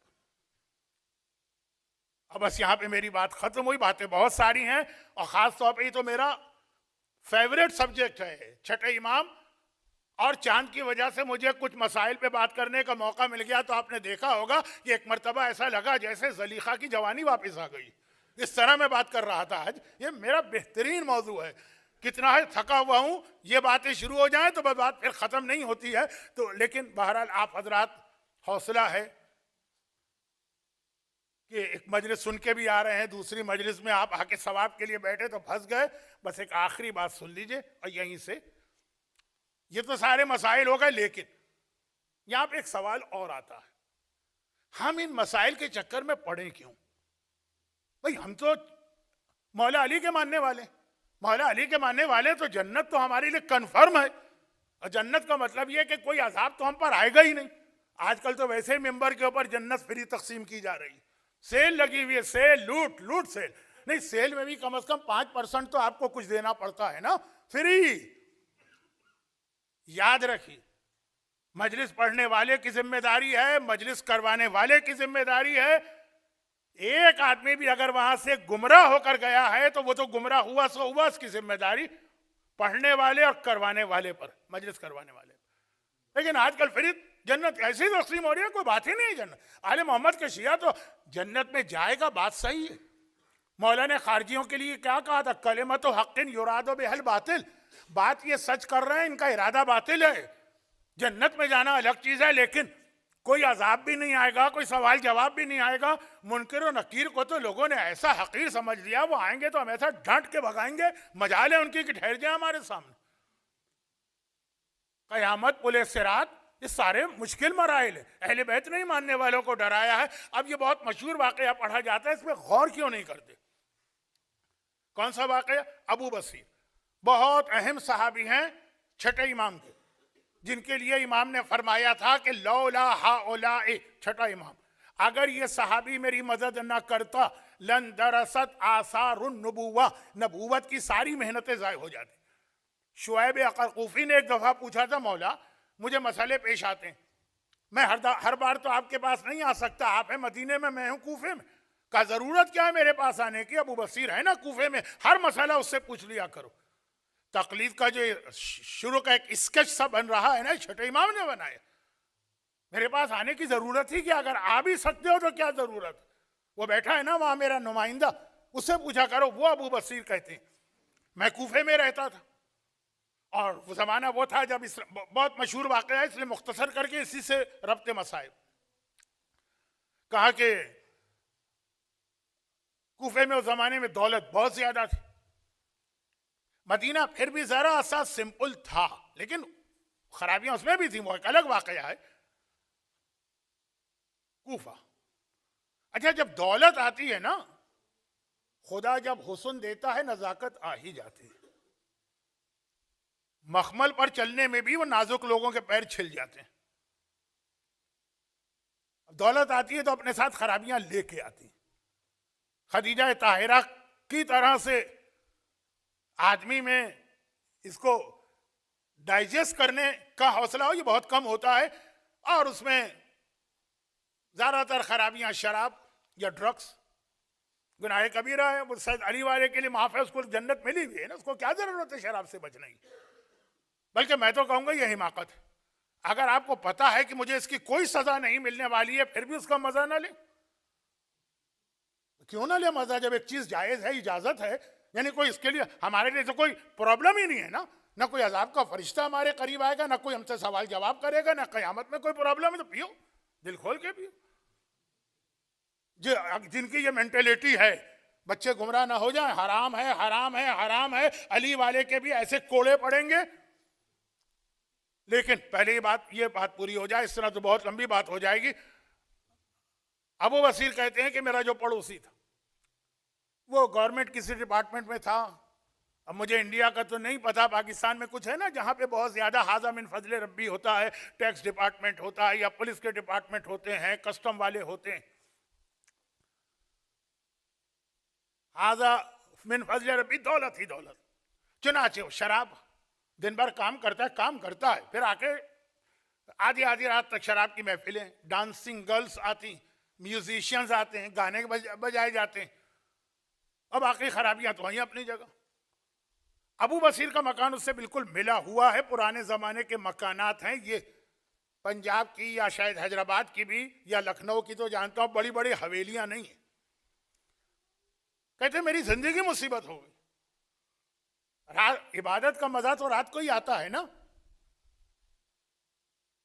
कह रहे रात भर वहां कहे, वहां चहचहे, वहां औरतों के हंसी मजाक, वहां डांसिंग गर्ल के डांस करने की आवाजें, वहां पे वो शराबियों के जोक और वहां पे गाना बजाने वाले, मुसीबत हो जाती। मैं आजिज आ गया, न नमाज शब पढ़ी जाए, न तिलावत कुरान की जाए, न कोई दुआ मांगी जाए। मैं बहुत तंग आ गया। उसको जाके नसीहत भी करता था, क्योंकि शराबी पे नसीहत का असर होता है। यहां तो इतने मुत्तकी इमाम के मानने वाले, उन पे कोई असर नहीं होता है। जब मैं मदीने गया जियारत के लिए, साल में एक बार जाते थे, तो मौला ये प्रॉब्लम है, पड़ोसी ने मेरा दिमाग खराब कर दिया है, मेरी जिंदगी अजीरन कर दी है, इबादत नहीं कर पा रहा हूं। इमाम ने कहा अच्छा तो जाके अपने पड़ोसी से कहना। नहीं, बल्कि जब बहुत नसीहत की तो पड़ोसी ने एक बार कहा अच्छा तुम हर साल मदीने जाते हो ना, तुम्हारा एक आका है ना, आका से कह दो कि बस मेरे लिए दुआ करें कि मैं ठीक हो जाऊं। कहा मौला आखिर में ये जुमला उसने कहा था। कहा अच्छा जाके उससे कहो कि तुम अपने आप को ठीक कर लो, मैं तुम्हें गारंटी देता हूं कि तुम्हें जन्नत दिलवाऊंगा। मोमिन होता कहता मौला आपकी गारंटी की जरूरत नहीं, ऑलरेडी मेरे पास गारंटी मौजूद है। वो बहुत ही अच्छे फला खतीब और जाकिर थे, इतना खूबसूरत अमामा पहन के आए थे, वो गारंटी देके गए मुझे। मौला ने कहा जाके कह दो मैं गारंटी देता हूं। बहुत मशहूर वाकया, इसका एक जुमला लोग छोड़ देते हैं, मैं वही जुमला सुनाना चाहता हूं। अबू बसीर आ गए। आने के बाद वो आदमी मजाक उड़ाने के लिए आया कि भाई मदीने हो कि आ गए हो, अपने आका से मेरी कंप्लेन की। कहा कि उन्होंने ये जुमला कहा कि मैं गारंटी देता हूं कि जन्नत तुम्हारी। कभी ऐसा होता है किसी को पूरा कुरान सुना दें असर नहीं होगा, कभी एक छोटा सा जुमला किसी बच्चे की जबान से निकले और आदमी बदल जाता। इसी को कहते हैं ह्यूमन नेचर, चेंज हो जाती। बस वो जुमला ऐसा उसके दिल में लगा, वो कुछ बोला नहीं, चला गया। अबू बसीर घर में आया, आज रात को सोए हैं, कोई शराब नहीं, कोई डांसिंग गर्ल नहीं, कोई म्यूजिक नहीं। हो सकता तबीयत खराब हो गई हो। 2 दिन गुजरे, 3 दिन गुजरे, 4 दिन गुजरे, बिल्कुल वहां ऐसा सन्नाटा छाया हुआ। आखिर 1 हफ्ते के बाद एक आदमी इनके पास आया, पहचान लिया ये उसका रिश्तेदार। कहा कि वो मेरे रिश्तेदार ने तुम्हें बुलाया है। कौन सा दूर जाना था, बराबर दरवाजा मिला है, वहां गए, दरवाजे को नॉक किया, उसने थोड़ा सा दरवाजा खोला। इंडिया का नहीं पता, पाकिस्तान में ऐसा होता है कि जब कोई सब्जी वाला आता है ना, तो पर्देदार औरतें थोड़ा सा दरवाजा खोल के झांक के देखती। खाली पर्देदार औरतें नहीं, अगर हमने किसी से कर्जा लिया हुआ है, कोई नॉक करे ना, थोड़ा सा दरवाजा, वो तो नहीं आ गया कहीं, खैर तो ये था कि देखा थोड़ा सा दरवाजा खोला, उसकी आंख नजर आई। अब देखिए आजकल की टेक्नोलॉजी वाले बच्चों को समझाना मुश्किल है ना, तो कैमरे भी लगे होंगे और वो तो मोबाइल भी काम कर रहा होगा, लेकिन आप हजरात तो मुझसे भी ज्यादा इन चीजों में पुराने। उसने देखा कि अबू बसीर तुम आ गए, देखो तुम्हारे आका ने मुझको एक गारंटी दी थी ना, मुझसे गारंटी ली थी, गारंटी दी थी, मैंने अपने आप को बदल लिया, सारी चीजें निकाल फेंकी। कहा तो बाहर आके तो बात करो अल्लाह के बंदे। कहा कैसे बात करूं, मैंने अपने कपड़े तक उतार के दे दिए, क्योंकि वो भी हराम से बने हुए थे, मैं नंगा खड़ा हूं इस वक्त दरवाजे के पीछे। ऐसी तौबा देखी आपने किसी की? कहा मेरे बदन, क्योंकि लिबास भी उसे रिश्वत की कमाई या जो भी उसने हराम कमाया उसकी डिटेल नहीं। ये कहता है कि मैं, अबू बसीर कहते हैं, कहता नहीं कहते हैं अजीम तरीन साहब, मैं मोमिनीन के सर्किल में गया, कहा कि देखो उस आदमी पर ऐसा वक्त आन पड़ा, चलो उसकी मदद करो। लोगों ने पैसे जमा किए ताकि कम से कम उसके कपड़े और खाने का इंतजाम हो। जॉब भी उसने छोड़ दिया, क्योंकि ऐसे डिपार्टमेंट के जॉब आप नहीं छोड़ सकते हैं। अगर आप कहें मुझे हराम नहीं चाहिए, नहीं रहने देंगे डिपार्टमेंट वाले। यानी कपड़े तक, खाना पीना सब उसने निकाल बाहर। जो भी उसका शरई मसला है कि माले हराम है, गरीबों में सदका करो, जो करो वो एक अलग मसला है, मैं मसले दोबारा नहीं छेड़ना चाहता। और फिर जो उसकी जिंदगी में चेंज आया, चंद दिनों बाद वो मुझे बुलाता है, कहता है मैं बहुत बीमार पड़ गया, मरने के करीब है, मैं ये चाहता हूं कि आखिरी वक्त में तुम मेरे करीब खड़े होकर कुछ दुआएं पढ़ो। पढ़ी, मरने वाले के सराहने दुआएं पढ़ी जाती हैं ना। दुआए फरज है, सूरह यासीन है, सूरह साफात है, मैंने शुरू की। एक बार वो बिस्तर पे उठ के बैठा और कहा कि जो तुम्हारे आका ने, जो अब मेरा भी आका है, वादा किया था, वादा पूरा हो गया, मैं अपने सामने जन्नत को देख रहा हूं। ये जुमला कहा और दुनिया से गया। अबू बसीर कहते हैं कि मैं रश कर रहा था उसके ऊपर जब उस साल मदीने गया। छठे इमाम के दरवाजे पे हाजिर हुआ, दरवाजा गुलाम ने खोला, मैंने एक पैर अंदर रखा, एक पैर बाहर। छठे इमाम ने वहीं से आवाज दी, आए अबू बसीर, जो तेरे पड़ोसी से मैंने वादा किया था और गारंटी ली थी, वो वादा मैंने पूरा कर दिया है। बस शर्त यह है कि इस तरह से कोई हमारी बात माने, यहां आपको मिंबर से फिर जन्नत मिलेगी। और मजलिस करवाने वाले भी कितने खुश होंगे, आज तो हमारी मजलिस कितनी उठ गई। सब तारीफ करते हुए गए कि ऐसी जन्नत हमको दिलवाई। इमाम वो शराबी कबाबी गाने वाला, लेकिन वो भी ये जानता है कि अगर इमाम जन्नत दिलवा रहे हैं तो हमें अपने आप को बदलना पड़ेगा। ने देखिए कि फ्री में जन्नत है ही कंफर्म, तो क्या जरूरत थी उसे कपड़े तक उतार के देने की। यही इमाम ने कहा, शियतुना कुनु लना ज़ैना वला तकुनु अलैना शैना। यह छठे इमाम की हदीस है कि नहीं? आए हमारे शियों, हमारे लिए जीनत बनो, बदनामी का सब न बनना। तुम्हारा किरदार देख के लोग ये ना कहें कि इनके इमाम ने इनको ऐसी ही बातें सिखाई होंगी। इतना खूबसूरत किरदार हो कि तुम्हें देख के दुनिया कहे रहमल्लाहु अला जाफर इब्ने मोहम्मद, खुदा की रहमत हो जाफर इब्ने मोहम्मद पर, जिसके चाहने वाले इतने अच्छे हैं, खुद वो इमाम कितना बुलंद होगा।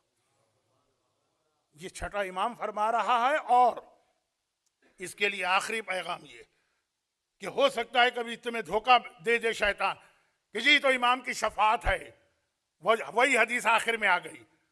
एक तरफ इमाम ने कहा जो चार चीजों का इंकार करे वो हमारा शिया नहीं। नंबर एक, जो हमारे जद की मेराज का इंकार करे, जिस्मानी मेराज। नंबर दो, जो हमारी शफात का इंकार करे वो हमारा शिया नहीं। लेकिन नंबर तीन, जो अजाब कब्र का इंकार करे वो भी हमारा शिया नहीं। और फिर खुद वाज़े कर दिया, ला तनालो शफाअतुना मुस्तखिफन बिस्सलात। शफात है मगर कुछ गुनाहगारों को नहीं मिलती है, जिनकी तफसील सूरह मुद्दस्सिर में पढ़ लीजिए। 1 सफ़े का सूरा है, 2 सफ़े का। लेकिन एक उसूल तो सुन लीजिए कि नमाज की तौहीन करने वाला भी इसमें आता है, इसके अलावा और भी गुनाह। ऐसे इतनी आसान नहीं है ये जन्नत। लेकिन इमाम ने यह हदीस कब इरशाद फरमाई? मंसूर ने गवर्नर मदीना को खत लिखा सुलेमान को, अब वक्त आ गया है कि इमाम को शहीद कर दो। इस जुमले का मतलब क्या? इस जुमले का मतलब एक 15 मिनट का एक मारूजा था जो मुझको पढ़ना था, वक्त नहीं है मेरे पास। वो ये था कि तैयारी की जा रही है कि इमाम के घर से एंटी इमामत और एंटी शीयत लोगों को खड़ा किया जाए। आपने सुना ना, इमाम के बड़े बेटे, जब उन पे काम पूरा हो गया, यकीन हो गया कि इमाम के बाद इनमें इतनी हिम्मत और हौसला है कि छठे इमाम के बाद ये ऐलान बगावत कर देंगे। आप बाप के सामने नहीं करेंगे, बाद में कर देंगे। तैयार हो गया हमारा झूठा इमाम, तो कहा कि अब वक्त आ गया है, अब इनका खात्मा करो। ये तो इल्म फैला फैला के आलम इस्लाम को अपना कलमा पढ़वा रहे हैं। शियत बढ़ती चली जा रही है इनकी वजह से। इससे पहले तो हमने इसलिए इनको शहीद नहीं किया कि इनको शहीद करेंगे, जो इनके बाद आएगा वो भी यही काम करेगा। लेकिन अब इनके बाद वाला हमने बना लिया है झूठा, जो इमाम ज़माना की गैबत में झूठे इमाम बनाए जा रहे हैं, और अभी बनाया जाने वाला है फाइनल इमाम झूठा। ये छठे इमाम के ज़माने में पहली दफ़ा हुआ। अब वक्त हो गया, अब इनका खात्मा करो ताकि शियत ना फैलने पाए। शियत फैल रही है 2 चीज़ों से, एक छठे इमाम का इल्म, एक छठे इमाम के शियों का कैरेक्टर और किरदार। यही 2 चीज़ें किसी को किसी मजहब की तरफ अट्रैक्ट करती हैं, या नॉलेज हो या कैरेक्टर हो, जहां दोनों हो। चुनाचे हाकिम मदीना सुलेमान ने इमाम को बुलाया। इमाम को मालूम है क्यों बुलाया गया, इसलिए कि इस किस्म का वाकया कई बार खानदान अहले बैत में या पहले पेश आया या बाद में पेश आएगा। अंगूर में जहर मिलाना सबसे आसान है। सुई के जरिए से आप अंगूर में जहर मिलाइए, सुई निकाल लीजिए, अंगूर जहरीले। इमाम को वो अंगूर दिए गए। 65 साल की तो इमाम की जाहिरी एज भी हो चुकी, ज़ईफ़ी का आलम है। वो जहर आलूद अंगूर खा के इमाम अपने घर में आए। उम्मे हमीदा सहन में बैठी। उम्मे हमीदा हमारे छठे इमाम की दूसरी बीवी और 7वें इमाम की वालिदा। उन्होंने कहा कि जब मेरी निगाह पड़ी, मेरा आका और मौला लड़खड़ाता हुआ घर में दाखिल हो रहा, चेहरे का रंग जर्द पड़ गया है, हाथ पैर लरज रहे हैं। मैं घबरा के आगे बढ़ी, अब मौला को सहारा दे के बिस्तर पे लेटाया। मौला बिस्तर पे लेट गए, एक मर्तबा गशी की आलम में जा चुके हैं और मैं इमाम को देख देख के रो रही हूँ। इमाम ने आंखें खोली, कहा, अय उम्मे हमीदा, क्या घर में तुम्हारे अलावा कोई नहीं है? मैंने कहा, मौला सारे घर वाले हैं। तो कहा, जाओ और सबको पैगाम दो, इस वक्त मैं हर एक को अपने बिस्तर के करीब देखना चाहता हूँ। उम्मे हमीदा फरमाती, किसका दिल चाहे इस वक्त यहाँ से हटने का, लेकिन हुक्म इमाम आ गया था। चुनाचे में रोती हुई गई, सारी औलादों को जमा किया, जो इमाम की दूसरी अजवाज थी उनको जमा किया। हम सब इमाम के बिस्तर के चारों तरफ जमा, और इतनी देर में इमाम का पूरा जिस्म जर्द भी पड़ चुका है, जिस्म पर सूजन भी आ चुकी है, वो जहर की स्वाइलिंग। और एक मर्तबा इमाम ने आंखें खोली, आंखें खोल के हर एक को देखा, वही जुमला कहा, ला तनालो शफाअतुना मुस्तखफन बिस्सलात, नमाज का हकीर समझने वाला हमारी शफाअत से महरूम रहेगा। बस ये जुमला कहा और इमाम इस दुनिया से रुखसत हुए। बस जैसे ही इमाम को इस दुनिया से जाते देखा, सैदानियों ने सरों से चादरें उतारी, सब महरम हैं। एक मर्तबा मातम शुरू किया, बाल बिखराए, लेकिन कोई अजीब हालत देखे फातिमा की जो छठे इमाम की बेटी है, कोई अजीब हालत देखे उम्मे फरवा की जो छठे इमाम की बेटी है, कोई अजीब हालत देखे अस्मा की जो छठे इमाम की बेटी है। एक मर्तबा तीनों बेटियां आके बाप के सीने पे गिरी और फरियाद शुरू की, बाबा अरे हमें किसके सहारे छोड़ के गए, अरे हम यतीम हो गए। सातवां इमाम आगे आया, बहनों के सर पे हाथ फेरा, कहा, घबराओ नहीं, अगर बाबा दुनिया से गए तो मैं तो मौजूद हूं, बस मुझे बाबा का जनाजा तैयार करने दो। बस अभी ताबूत आने वाला है। इमाम का जनाजा तैयार हुआ, बड़ी शान से जन्नतुल बकी में गया। यह जन्नतुल बकी में आखिरी मासूम की कब्र है। इमाम को दफन करके वापस आए, बहनें घर के सहन में बेचैनी से टहल रही हैं, हमारे बाबा को कहां छोड़ के आ गए। एक बार फिर गले से लगाया, ऐ शहजादियों, ऐ फातिमा, उम्मे फरवा, अस्मा, ऐ छठे इमाम की यतीम बच्चियों, कितनी खुशकिस्मत हो, एक तरफ तुम पर इतना बड़ा गम का पहाड़ टूटा, बाबा मारा गया, यतीमी बर्दाश्त की, मगर सर पे हाथ फेरने वाला भाई मिल तो गया, गले से लगाने वाला भाई मिल तो गया, अरे बाप के सीने पर सर रखने का मौका मिल तो गया। अरे करबला की यतीमा को आके देखो, बाबा उसका भी मारा गया, बाप के सीने पे सर नहीं रख सकती है, सारा सीना तीरों से छलनी है। अरे कोई सर पे हाथ रखने वाला नहीं, वो भाई क्या करे जिसके हाथों में हथकड़ी है। हाँ कोड़े मारने वाले हैं, हाँ दुर्रे लगाने वाले हैं। खुदावंदा छठे इमाम की जिंदगी भर की मेहनतों का वास्ता हमें दीन जाफरी पे अमल की तौफीक अता फरमा। हम कितने ही बड़े गुनाहगार क्यों ना हो, हमें इमाम और इनके बुजुर्गों की शफात नसीब फरमा। खुदावंदा वो छठा इमाम जो हल्लाल मुश्किलात का मुश्किल कुशा बेटा है, उसके तुफैल जितने लोग मजलिस में हैं और सुन रहे हैं, उनकी हाजतें पूरी फरमा।